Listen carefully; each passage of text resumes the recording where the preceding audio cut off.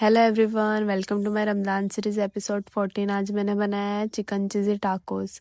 मैंने चिकन लिया है, जिंजर गार्लिक और चिली पेस्ट ऐड की है, half tablespoon red chilli powder, धनिया पाउडर, जीरा पाउडर, ब्लैक पेपर, सॉल्ट, हल्दी पाउडर और कसूरी मेथी सब हाफ टेबल स्पून लिया है और अच्छे से मैरिनेट करके रख दिया है। एक पैन में 2 टेबल स्पून ऑयल लिया है और चिकन को उसमें पका लिया है। 10 मिनट तक के चिकन को अच्छे से पकाना है।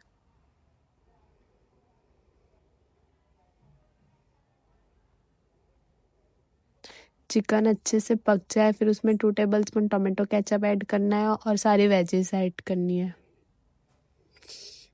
वेजीज को भी 5 मिनट तक के अच्छे से पका लेना है।